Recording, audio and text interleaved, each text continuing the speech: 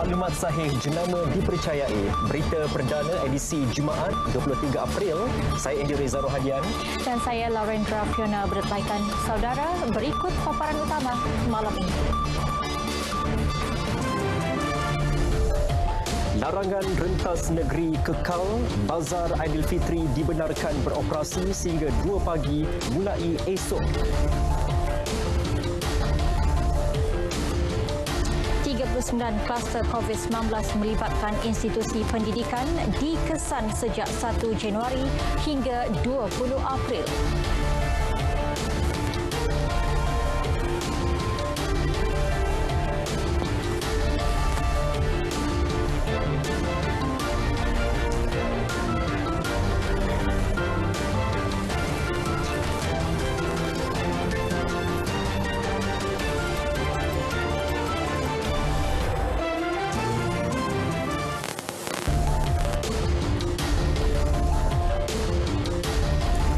Assalamualaikum dan salam sejahtera. Saudara, pergerakan rentas negeri kekal tidak dibenarkan. Tegas Menteri Kanan Pertahanan Datuk Seri Ismail Sabri Yaakob, pergerakan rentas negeri menjadi salah satu punca peningkatan kes harian ketika ini. Jelasnya berdasarkan data yang direkodkan Kementerian Kesihatan KKM, sebelum ini kes kluster tertinggi melibatkan kluster Pasai dengan 2,693 kes merebak di beberapa kawasan di Sarawak.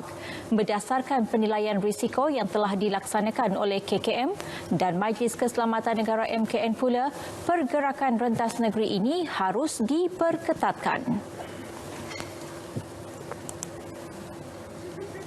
Dengan itulah akibat daripada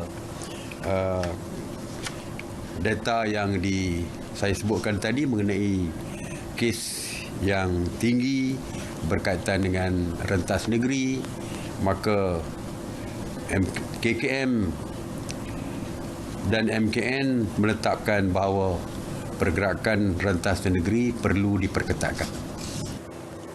Menurut Datuk Seri Ismail Sabri lagi, rakyat perlu bersama-sama berganding bahu bagi memastikan penularan COVID-19 dapat dikekang sekalipun berdepan keputusan atau penetapan yang tidak disukai. Ya, sementara itu, Bazar Aidilfitri di seluruh negara dibenarkan beroperasi hingga pukul 2 pagi berbanding 12.30 malam sebelum ini, berkuat kuasa esok. Datuk Seri Ismail Sabri Yaakob berkata lanjutan tempoh operasi itu dibenarkan selepas mendengar rayuan daripada penjaja bazar. Kita dimaklumkan bahawa di bulan Ramadan ini pengunjung-pengunjung Bazar Aidilfitri mula keluar selepas Isya, terutamanya selepas Tarawih. Selepas Tarawih baru mereka keluar. Dan bila kita benarkan hanya setakat pukul 12 tengah malam, jadi waktu berniaga mereka terlalu pendek. Jadi mereka memohon supaya dilanjutkan. Dan mesyuarat hari ini bersetuju untuk melanjutkan perniagaan Bazar Aidilfitri sehingga jam 2 pagi. Dan ianya akan berkuat kuasa mulai besok. Mengenai prosedur operasi standard SOP sambutan Aidilfitri, beliau berkata ia sedang diperhalusi dan akan diumumkan minggu depan. Mesyuarat mendengar pembentangan oleh JAKIM berkenaan dengan SOP Hari Raya Aidilfitri seperti takbir, solat Aidilfitri, ziarah kubur dan lain-lain yang berkaitan dengan sambutan Hari Raya Aidilfitri nanti. Kini kita sedang memperhalusi lagi kerana terdapat beberapa teguran mengenai cadangan yang dibentangkan oleh pihak JAKIM dan kita akan mengemaskinikan dan menambah baikkan. Dan insya-Allah minggu depan kita boleh umumkan. Perintah Kawalan Pergerakan diperketatkan PKPD akan dilaksanakan di Sekolah Menengah Sains Banting Kuala Langat, Selangor mulai esok sehingga 7 Mei ini. Pelaksanaan PKPD bagi memudahkan Kementerian Kesihatan membuat pengesanan awal kes positif COVID-19 dan membendung penularan dalam kalangan pelajar juga kaki tangan sekolah. Banting, Kuala Langat, Selangor. Sehingga 23 April 2021, KKM telah melakukan 473 ujian saringan dan daripada jumlah itu, 71 pelajar disahkan positif COVID-19. KKM mengesahkan penularan kes masih berlaku di lokaliti tersebut dengan kadar kebolehjangkitan adalah tinggi. Sementara itu, Perintah Kawalan Pergerakan PKP di daerah Lahad Datu, Sabah yang dijadual tamat esok dilanjutkan sehingga 8 Mei. PKPD juga dilanjutkan sehingga 8 Mei di Kampung Muhibah Raya Tawau, Sabah, Rumah Panjang Jalan Bukut Balinggian Mukah, Sarawak dan Politeknik Mukah, Sarawak. Manakala PKPD di Kampung Bukit Belakon Segama, Lahad Datu, Sabah ditamatkan hari ini seperti yang dijadualkan. Saudara, sebanyak 39 kluster dengan 1,420 kes melibatkan subkategori sekolah atau institusi Kementerian Pendidikan KPM telah dikesan dari 1 Januari hingga 20 April lalu. Kementerian Kesihatan KKM memaklumkan kluster melibatkan institusi pendidikan merekodkan peningkatan sekali ganda daripada 6 kepada 12 kluster dalam tempoh 7 hari pada minggu lepas. KKM melalui Facebook rasminya turut memaklumkan peningkatan kluster berkaitan institusi pendidikan meningkat paling tinggi berbanding kategori tempat kerja, komuniti, pusat tahanan, aktiviti keagamaan dan import. Berdasarkan rekod, sejumlah sekolah di beberapa negeri diarah tutup. 18 April lalu, semua sekolah dan institusi pendidikan di 7 jajahan di Kelantan diarah tutup susulan pelaksanaan Perintah Kawalan Pergerakan PKP di negeri itu hingga 24 April. 20 April, Sekolah Menengah Kebangsaan SMK Methodist di Jalan Sungai Daun, Nibong Tebal, seberang Perai Selatan Pulau Pinang diarah tutup berikutan kes COVID-19 di sekolah itu dan dijangka dibuka semula pada 26 April. Pada hari sama, 19 sekolah di Selangor turut ditutup melibatkan 11 sekolah menengah, 6 sekolah rendah, 1 sekolah menengah agama dan 1 sekolah jenis kebangsaan berikutan kemunculan kluster COVID-19. Turut diarah berbuat demikian pada tarikh sama, 2 buah sekolah di Johor Bahru, Johor, iaitu Sekolah Menengah Kebangsaan Taman Daya 3 dan Sekolah Kebangsaan Taman Daya. Pada 21 April, bilangan sekolah yang terpaksa ditutup di Johor meningkat sebanyak 27 sekolah setelah merekodkan kes positif COVID-19 dalam kalangan petugas, murid serta gurunya, membabitkan 10 sekolah agama dan 17 sekolah kebangsaan, sekolah menengah dan sekolah jenis kebangsaan. Hari ini, 6 sekolah lagi ditutup di Johor bagi memberi laluan pengesanan aktif dan operasi sanitasi susulan kes COVID-19 sejak semalam menjadikan jumlah sekolah terlibat di negeri itu meningkat kepada 33 buah berbanding 27 sekolah 2 hari lepas. Situasi semasa COVID-19 di Malaysia, Selangor mencatat kes baharu tertinggi hari ini dengan 748 kes, diikuti Sarawak 717 dan Kelantan 476 kes. Jumlah kes baharu hari ini 2,847 mengatasi kes sembuh 2,341 sekaligus menjadikan jumlah kes aktif meningkat kepada 22,512. 8 kes kematian turut dilaporkan menjadikan jumlahnya 1,415. Saudara, berikut statistik harian COVID-19 dalam negara dan kes jangkitan mengikut negeri.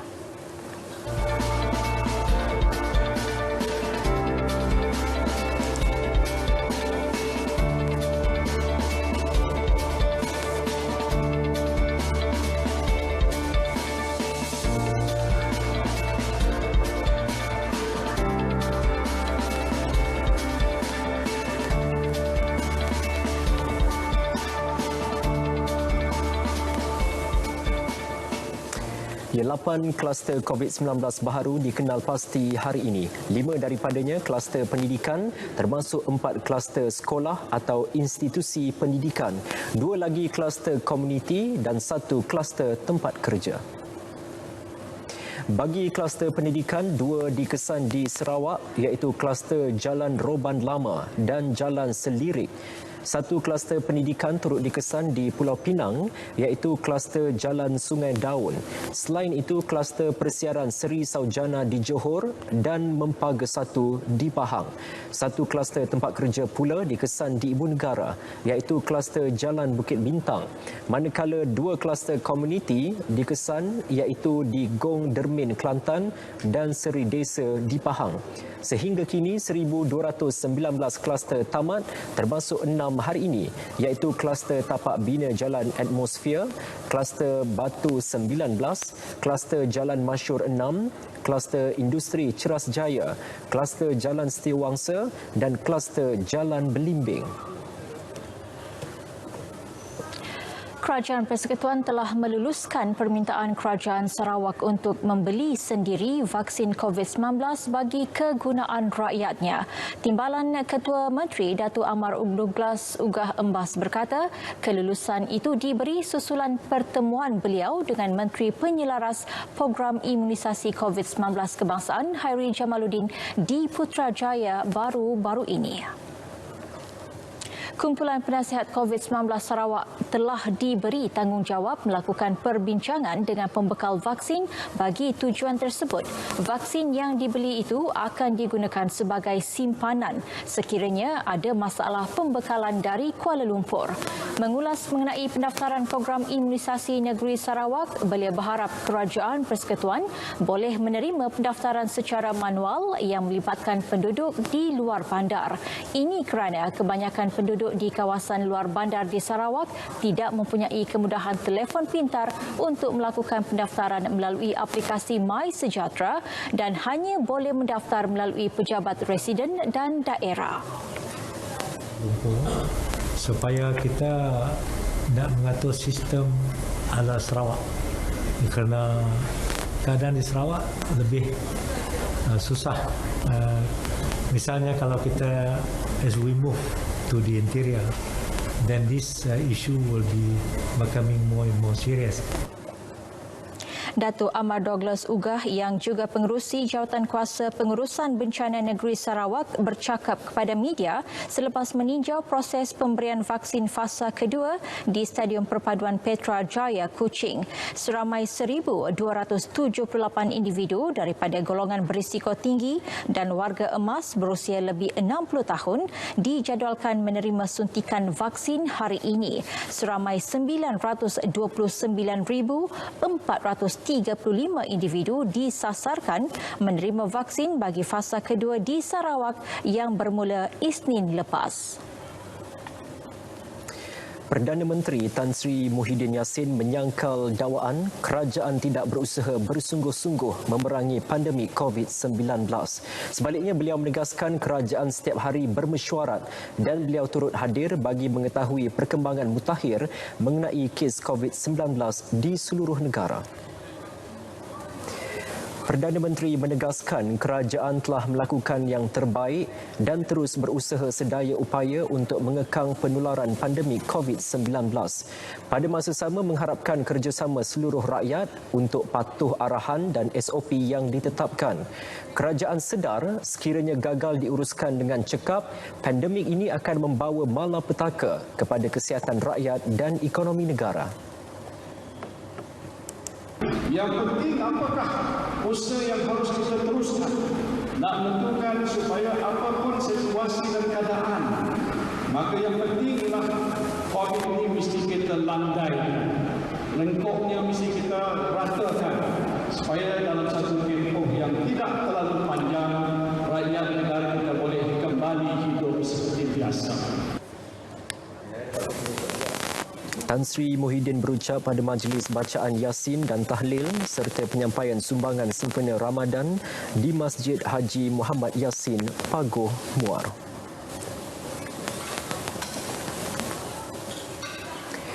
Kerajaan Perikatan Nasional PN akan terus menerapkan langkah-langkah tepat bagi mencapai keseimbangan antara melindungi nyawa dan mata pencarian rakyat yang terjejas oleh pandemik COVID-19. Itu kata Perdana Menteri Tan Sri Muhyiddin Yassin. Beliau berkata Malaysia tidak terkecuali daripada menerima kesan pandemik COVID-19 yang menjejaskan keselamatan dan kesejahteraan rakyat serta ekonomi negara. Pandemik ini telah membuat kita menyedari bahawa untuk maju ke hadapan, kita harus melepaskan diri kita daripada kehidupan yang biasa dengan memperkenalkan pelbagai langkah yang efektif bagi mengurangkan impak pandemik ini terhadap rakyat dan ekonomi negara kita. Kini bukan lagi business as usual. Kini adalah masanya untuk percambahan idea baru dan menjadi lebih berinovasi. Jelasnya, sejak awal lagi kerajaan telah mengambil pendekatan 6R, iaitu Resolve, Resilient, Restart, Recover, Revitalize dan Reform dalam mengimbangi kelangsungan hidup rakyat dan pemulihan ekonomi negara. Malaysia kini sedang dalam fasa kelima, iaitu Revitalize atau memperkasa ekonomi negara. Tambahnya, aspek penting dalam pemulihan ekonomi negara ialah tahap kejayaan pelaksanaan program imunisasi COVID-19 kebangsaan yang kini telah memasuki fasa kedua. Segala perancangan program vaksinasi negara kini berjalan lancar untuk mencapai sasaran memastikan sekurang-kurangnya 80% penduduk dewasa Malaysia atau bersamaan 26.5 juta individu menerima vaksin secara percuma menjelang Februari 2022. Kawal selia sektor perdagangan dalam negeri. Perdana Menteri Tan Sri Muhyiddin Yassin berharap Kementerian Perdagangan Dalam Negeri dan Hal Ehwal Pengguna KPDN HEP terus berperanan lebih efektif. Jelasnya ia bagi memastikan program dan gerak kerja ekonomi negara sentiasa lancar dan dapat dirancakan. Jelasnya Bank Negara Malaysia BNM baru-baru ini mengunjurkan ekonomi negara akan berkembang dalam lingkungan 6 hingga 7.5% tahun ini. Pemulihan aktiviti domestik yang stabil ditambah dengan peningkatan permintaan luaran menjadi faktor asas yang mendorong keyakinan tersebut. Usaha kita untuk mengekang penularan wabak ini dan juga memastikan kelancaran aktiviti perekonomian. Ini termasuklah tugas saudara dan saudari dalam memastikan kelangsungan aktiviti pengedaran yang dapat dilihat terutamanya semasa tempoh awal Perintah Kawalan Pergerakan PKP yang bermula pada bulan Mac 2020. Saya nak mengucapkan syabas kerana kementerian ini telah berjaya menangani situasi pembelian panik ataupun panic buying dan memastikan bekalan barangan keperluan asas pelitup muka, hand sanitizer mencukupi sepanjang tempoh tersebut. Jelasnya salah satu kaedah untuk mempercepat pemulihan ekonomi adalah dengan menggunakan teknologi baharu. Pandemik COVID-19 menunjukkan pentingnya peningkatan dan pengukuhan teknologi dan infrastruktur digital kita untuk memudahkan pengurusan kerja. Beliau berkata demikian ketika menyampaikan amanat Perdana Menteri sempena lawatan ke KPDN HEP dan Pusat Arahan Penguatkuasaan ECC di Putrajaya. Indeks pelopor meningkat, petanda ekonomi negara semakin kukuh. Perinciannya seketika nanti.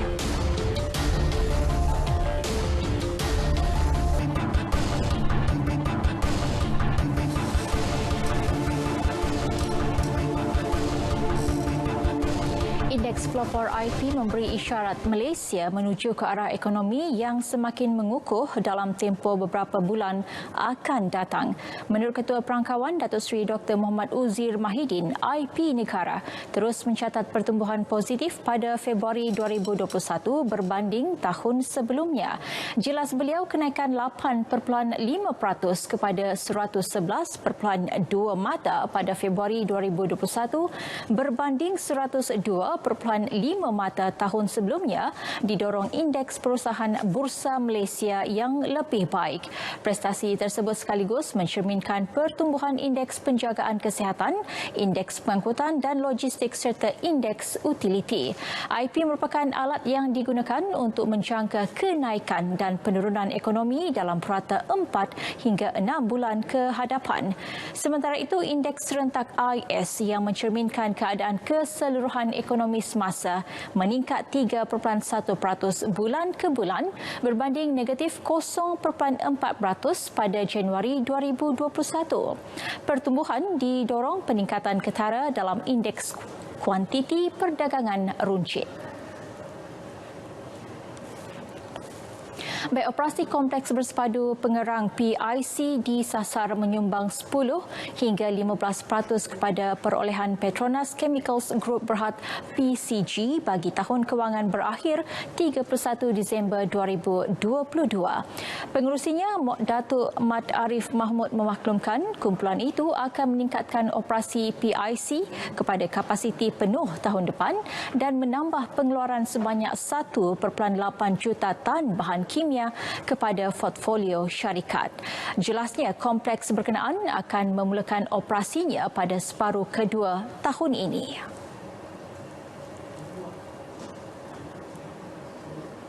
Typically, when we start a complex, we will not be running it in full capacity. So, I think this year for the chemical plant, at max, I think if you start on the plan, will be probably less than 1 million ton. I think it's only about 0.7 million ton. So, depending on the revenue of 0.7 million ton, that will be anticipated revenue coming from pengerang. So, it will not be significant as far as 2021. Beliau berkata demikian pada sidang media mesyuarat agung tahunan ke-23 PCG secara dalam talian. Tambahnya, syarikat akan meneruskan kecermelangan operasi komersial, pengoptimuman kos dan meneroka peluang pertumbuhan bagi 2021. Tahun lalu, PCG mencatat keuntungan selepas cukai sebanyak 1.6 bilion ringgit dengan pengisytiharan dividen sebanyak 12 sen. Microsoft Corporation antara gergasi teknologi berpengalaman dan terulung dunia. Justru inisiatif Microsoft bersama Malaysia yang dilancar Perdana Menteri Isnin lalu bakal membawa masuk teknologi terkini sekaligus memberi pendedahan mengenainya kepada pemain industri tempatan. Seterusnya, menggalakkan perkembangan teknologi berkaitan di dalam negara.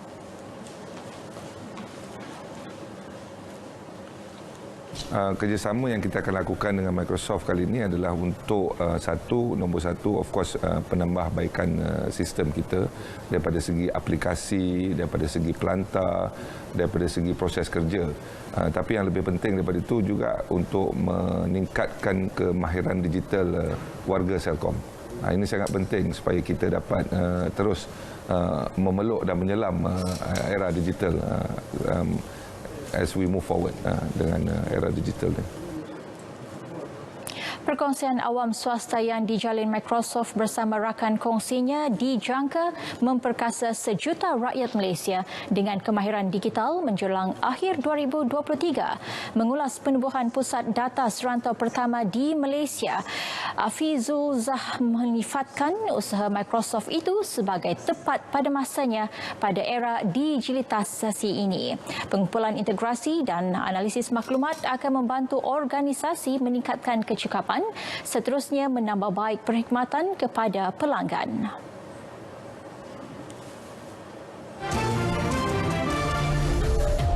Pukul pengawal pribadi suspek hadapi 4 lagi pertuduhan. Baik, paparannya seketika nanti.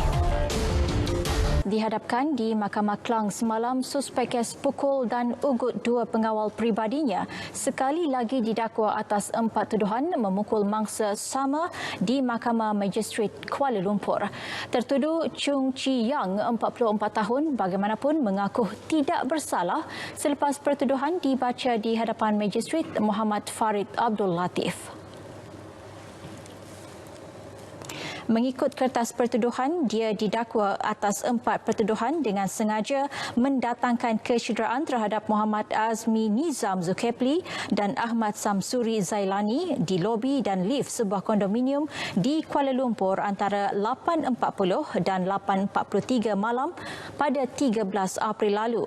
Dia didakwa mengikut Seksyen 323 Kanun Keseksaan dan jika sabit kesalahan boleh dipenjara sehingga setahun dan denda atau kedua-duanya.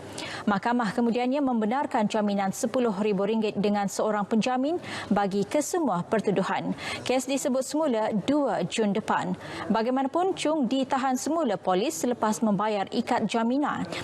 Ia bagi membantu siasatan mengikut Akta Pencegahan Pengubahan Wang Haram, Pencegahan Pembiayaan Keganasan dan Hasil daripada Aktiviti Haram 2001 Akta 613.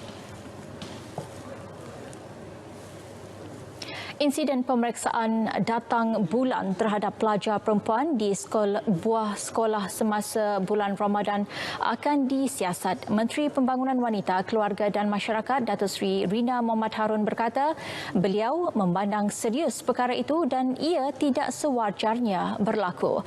Jelasnya kementerian turut akan memantau sekolah berkenaan bagi memastikan perkara itu tidak berulang.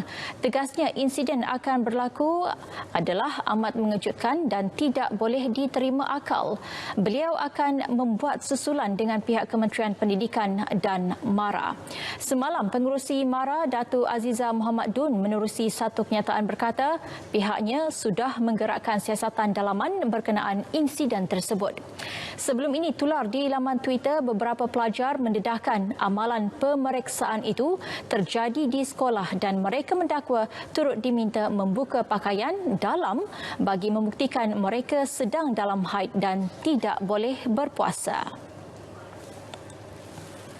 Orang ramai dinasihatkan agar berwaspada dengan helah dan penipuan yang memperdaya pengguna supaya menyerahkan maklumat peribadi seperti nama dan kata laluan akaun perbankan internet. Suruhanjaya Komunikasi dan Multimedia Malaysia MCMC mengesan beberapa helah dan modus operandi digunakan skema seperti penghantaran pesanan ringkas secara rambang kepada pengguna yang mempunyai pesanan bank. Kenyataan MCMC menyebut pengguna seterusnya diminta untuk melayari pautan laman sesawang palsu yang diberikan dan kemudian memasukkan nama dan kata laluan akaun perbankan internet. Paparan di laman sesawang palsu itu akan kelihatan serupa dengan laman sesawang perbankan internet sebenar. Namun, alamat URL laman itu mempunyai perbezaan dan variasi dari segi nama, huruf serta ejaan. Modus operandi itu termasuk meminta pengguna menghubungi talian penting palsu seperti berhubung dengan skema yang menyamar sebagai pegawai bank atau pihak berkuasa. Melalui interaksi ini, pengguna diminta melayari laman sesawang palsu dan perlu memasukkan nama serta kata laluan akaun perbankan internet atau diminta memuat turun dan memasang aplikasi palsu dalam bentuk fail APK. Helah itu juga digunakan untuk memperdaya dan memperoleh nombor Transaction Authorization Code TAC atau One Time PIN OTP daripada pengguna. Saudara, seterusnya kita akan ke segmen sukan bersama rakan penyampai Akhtar Haji Hamzah. Silakan.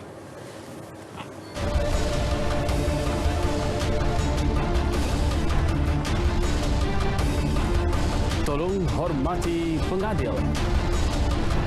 Peluang Liverpool bati kedukaan.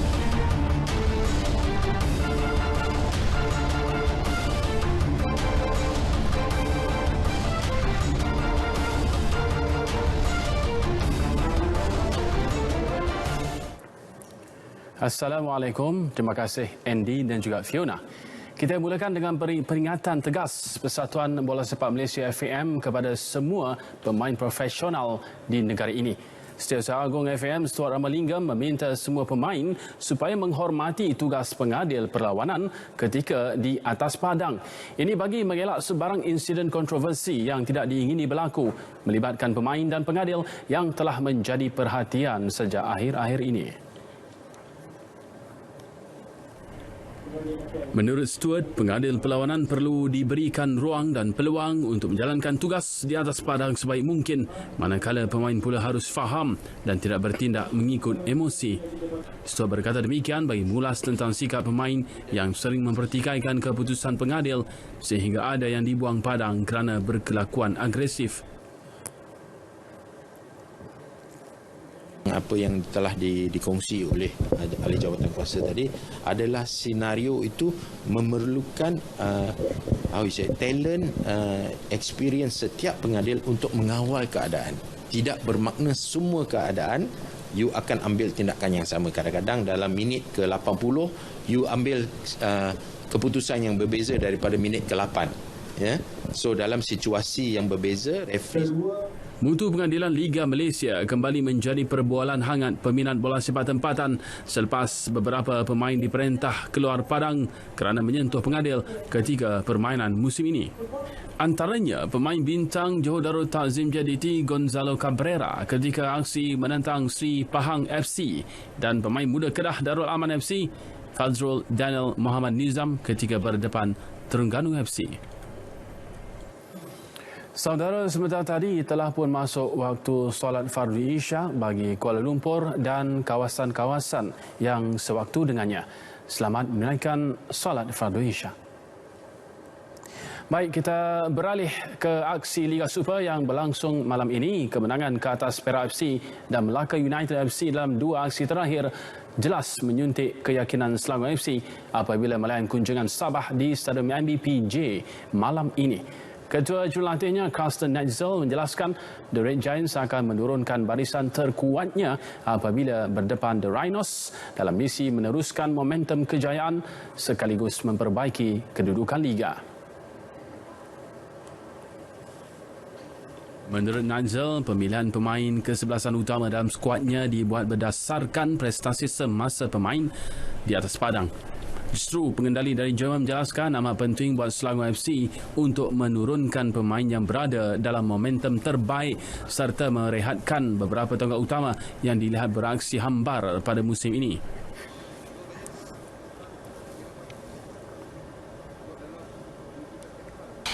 Maybe yes, maybe no. No, but that's for me not the thinking. For me, it's important. What is the how are the players in this moment? And we have not so much players. We have so far we have 18, 19, 20 field players, and each player will play in the future. Dalam pada itu, pengendali kelahiran Jerman ini turut meramalkan persaingan sengit daripada Sabah malam ini selepas pasukan itu berjaya menewaskan UiTM FC di Likas tempoh hari. Selangor kini berada di tangga kelima Liga dengan 14 mata dan berpeluang untuk mencabar kedudukan 3 kelompok terbaik jika berjaya menundukkan The Rhinos malam ini. Sementara itu, penyokong pasukan Kedah Darul Aman KDA-FC masih boleh menarik nafas lega apabila tiada arahan membatalkan kemasukan penonton untuk menyaksikan perlawanan di antara Hijau Kuning dan Kuala Lumpur City FC di Stadium Darul Aman malam ini. Exco Negeri Muhammad Firdaus Ahmad berkata pada masa ini penonton yang sudah membeli tiket bagi perlawanan itu masih dibenarkan masuk ke stadium. Kemasukan penonton seperti yang telah diluluskan Liga Bola Sepak Malaysia MFL dan Majlis Keselamatan Negara MKN adalah seramai 6,000 orang dengan mengikut prosedur operasi standard SOP yang ketat. Muhammad Firdaus berkata demikian ketika ditanya sama ada penonton masih dibenarkan masuk menyaksikan perlawanan KDFC berdepan KL City FC selepas daerah Kota Star bertukar menjadi zon merah semalam susulan peningkatan kes COVID-19. Situasi semasa tersebut menyebabkan segelintir penyokong hijau kuning gusar mereka tidak akan dibenarkan menonton perlawanan di stadium. KDFC yang menduduki tangga ketiga Liga Super dijangka menurunkan pemain import Renan Alves buat pertama kali musim ini selepas pemain kelahiran Brazil ini pulih daripada kecederaan. Ketua Jurulatih Kelantan FC Marco Regini mengakui pasukan kebimbingannya bakal berdepan satu lagi perlawanan sukar untuk mengutip mata penuh apabila dijadual bertemu pasukan Johor Darul Takzim JDT 2 di Stadium Tan Sri Dato' Haji Hassan Yunus Lakin malam ini. Jurulatih dari Cali itu berkata Kelantan telah menempuh cabaran sukar ketika menentang pendahulu Liga Premier Negeri Sembilan minggu lalu yang menyaksikan mereka pulang dengan tangan kosong selepas tewas 1-2. Menurut Regini, dia sedar JDT 2 adalah antara pasukan terbaik dalam saingan Liga Premier selepas memiliki struktur pemain dan organisasi yang terbaik di belakangnya. Pengendali berusia 53 tahun ini turut mengakui mana-mana pasukan akan berdepan tugas yang sukar untuk mengutip mata apabila beraksi di gelanggang lawan. Bagaimanapun dia tetap percaya dengan kemampuan pemain The Red Warriors yang pastinya akan bekerja keras bagi memastikan mereka tidak pulang dengan tangan kosong sekali lagi. Selepas 8 perlawanan, Kelantan ketika ini berada di tangga kelima dengan 13 mata, manakala JDT 2 pula di kedudukan ketiga dengan 14 mata.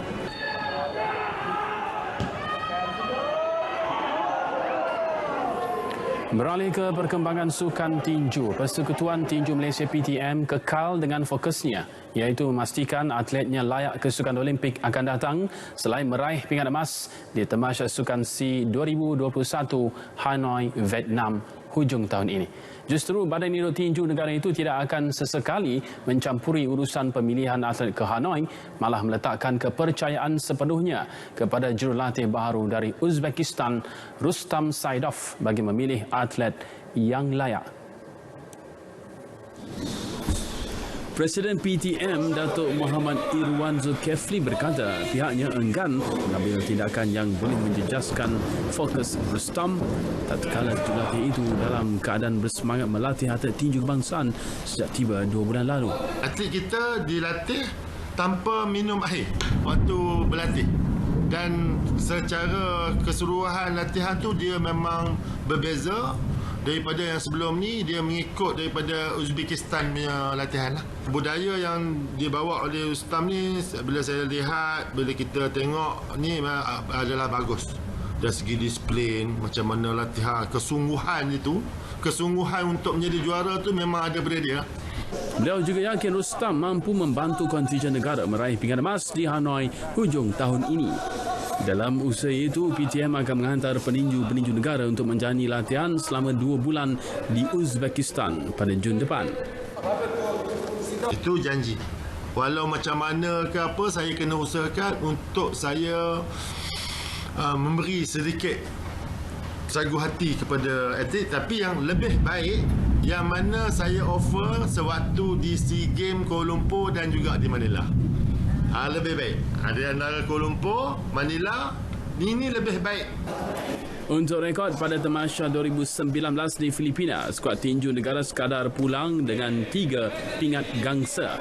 Manakala 2 tahun sebelum itu di Kuala Lumpur, Malaysia memenangi 1 kilauan emas menerusi Muhammad Fuad Rizwan dalam kategori light flyweight. Program Mini GP Malaysia SIC kini secara rasminya bakal dikenali sebagai perlumbaan siri Mini GP Malaysia FIM selepas ia disenaraikan sebagai sebahagian daripada 7 siri perlumbaan Mini GP dunia. Program tersebut merupakan alternatif baharu bagi program Road to MotoGP yang bertujuan mewujudkan platform yang sama bagi pelumba muda seluruh dunia meningkatkan kemahiran dan peluang mereka. Selain Malaysia, antara negara lain yang turut menyertai saingan siri Mini GP Dunia FIM ini ialah Perancis, Itali, Belanda, Amerika Utara, Spanyol dan United Kingdom. Bagi saingan di Malaysia, siri perlumbaan ini akan bermula di litar antarabangsa Sepang SIC pada bulan Jun hingga September dengan membabitkan 4 pusingan di litar berbeza. Sebanyak 15 pelumba juga sudah disahkan mengambil bahagian dan juara bakal menggalas nama Malaysia beraksi di siri mini GP Dunia FIM. Semua pelumba yang bakal menyertai siri perlumbaan ini juga akan menggunakan jentera rasmi dari Itali Oval GP 0160cc.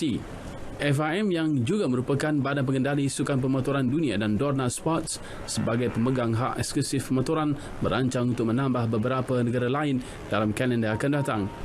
Keputusan mengenai beberapa siri baru itu akan diumumkan pada 30 April nanti. Assalamualaikum dan salam sejahtera. Pada ketika ini, taufan Surige telah pun bergerak keluar daripada kawasan pemerhatian dan buat masa ini, angin masih lagi bertiup dengan sederhana kencang iaitu sekitar 20 hingga 30 km sejam. Oleh itu, jabatan kami tidak mengeluarkan sebarang amaran angin kencang dan lap gelora buat masa ini. Baiklah, berdasarkan paparan imej kemerada terkini, dapat kita perhatikan hujan berserta ribut petir kini masih lagi berlaku melibatkan negeri-negeri utara dan pantai timur Semenanjung. Lebih tertumpu di negeri Perlis, Kedah, Pulau Pinang dan juga negeri Kelantan. Keadaan cuaca yang agak lembap ini dijangkakan akan berterusan sehingga ke lewat malam nanti. Manakala bagi Sabah dan juga negeri Sarawak, hujan di 1-2 tempat kini sedang berlaku melibatkan bahagian Sandakan di negeri Sabah serta bahagian Limbang, Bintulu, Sibu dan juga Kapit di negeri Sarawak. Dan keadaan ini dijangkakan akan berangsur reda menjelang 2 ke 3 jam sahaja lagi. Baiklah, sekian sahaja laporan cuaca untuk malam ini. Sekarang kita lihat ramalan cuaca bagi bandar-bandar utama di seluruh Malaysia. Saya Syazwan Yahya. Assalamualaikum.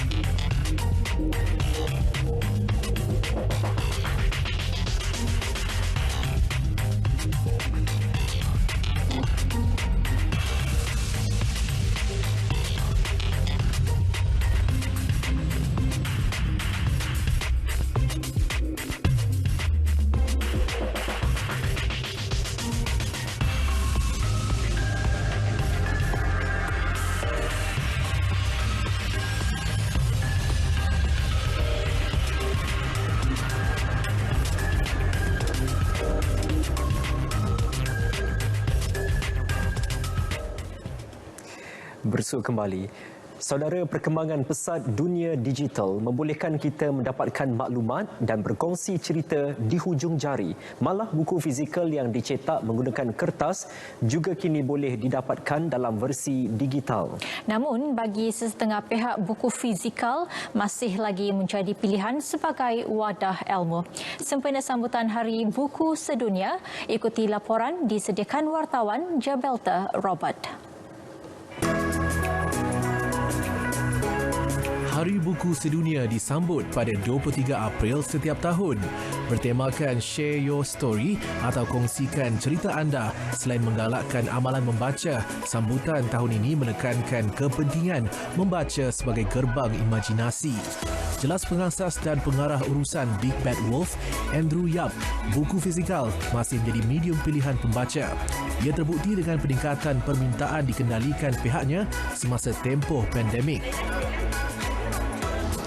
During the pandemic, publishers has seen an increase of about 40 to 60% increase in sales, right? Because this also adds to the fact that digital fatigue is a problem for everyone, not just for kids but also adults, right? And going back to reading is what people want when it comes to going back to physical books is what people want when it comes to reading. Turut terkesan ekoran pandemik, Andrew menzahirkan penghargaan kepada kerajaan atas kebenaran mengadakan karnival jualan secara fizikal tahun ini. Melangsung dari 29 April hingga 10 Mei di Pusat Convention Tropicana Gardens Mall, Petaling Jaya, pihaknya menekankan aspek pembudayaan norma baharu bagi memastikan keselamatan pengunjung. We're taking it one step at a time, right, and slowly, getting back into action. And we used to have a lot of activities during the event, but we are capping off all the activities. So just keeping it simple, right, and just opening the hall for sale. Sejumlah 600,000 buah buku melibatkan lebih 60,000 judul bakal ditawarkan sepanjang 12 hari penganjuran.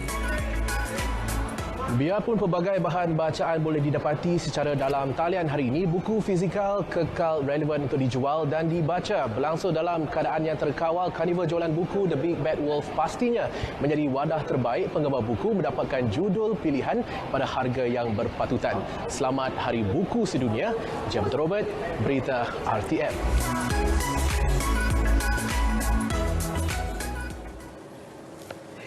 Ekosistem teknologi di Malaysia perlu diperkuat dan sentiasa bersedia dalam memastikan inovasi baharu, khususnya ciptaan anak tempatan, dapat diketengahkan di negara sendiri, bukannya di negara luar.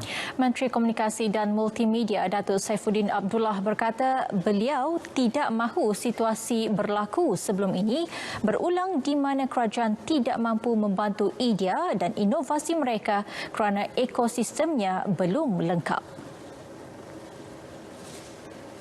Jelasnya teknologi berkembang dengan sangat pantas dan kerajaan seharusnya memberikan bantuan sebaiknya kepada idea-idea baharu. Antara kerisauan kita ialah manalah tahu ada bakat Malaysia yang sedang melakukan sesuatu yang sangat mustahak, tapi kalau ekosistem kita tidak membantu bakat itu, maka bakat itu mungkin lari ke tempat lain untuk mendapatkan sokongan. Jadi saya mengatakan kita tak nak peristiwa yang lalu berulang. Contohnya bakat di Malaysia mencipta pen drive, tapi masa itu ekosistem tidak membantu penciptanya, jadi penciptanya pergilah ke luar negara. Beliau memaklumkannya selepas sesi libat urus secara maya dengan 4 syarikat teknologi terkemuka, Google, Amazon, Microsoft dan Facebook di kementeriannya di Putrajaya. Tambahnya, perbincangan dengan 4 syarikat berkenaan turut mendapat nasihat dan pandangan berhubung kursus dan latihan serta cara membuat adaptasi berlandaskan pengetahuan tempatan bagi menyelesaikan masalah dan keperluan domestik.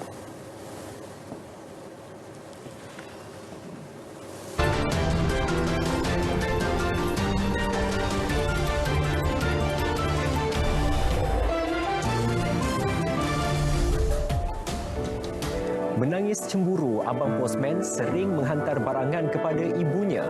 Video mencuit hati ini menjadi tular dan mencuri tumpuan ramai. Pihak Pos Malaysia bertindak membuat kejutan penghantaran barang kepada kanak-kanak perempuan tersebut selepas melihat video berkenaan. Tindakan Pos Malaysia mendapat pujian netizen kerana berjaya membuat kanak-kanak itu gembira. Gara-gara terlelap selama 3 jam dalam keadaan mata masih memakaikan terlekap, seorang gadis cemas kerana ia melekat pada bola matanya. Kejadian yang berlaku di Indonesia ini tular dikongsikan di TikTok sehingga netizen menyuarakan kebimbangan. Video dikongsi telah menerima lebih 9 juta tontonan. Dan netizen turut berkongsi cerita melalui pengalaman yang sama. Pertandingan tidak perlu berbuat apa-apa walaupun kedengaran mudah, tapi pertandingan ini ada cabaran tersendiri. Mereka perlu termenung malah untuk melihat jam sekalipun tidak dibenarkan. Untuk ketandas pula, mereka perlu mengangkat kad yang disediakan. Pertandingan yang dianjur di Korea Selatan ini menjadi acara tahunan sejak 2014 dan dikenali sebagai The Space Out Competition.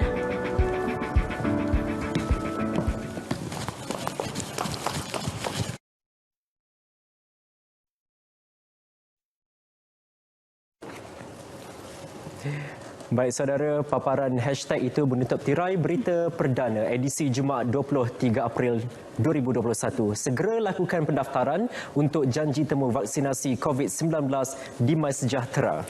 Terus amalkan norma baharu dan patuh ke semua SOP bagi mencegah penularan COVID-19.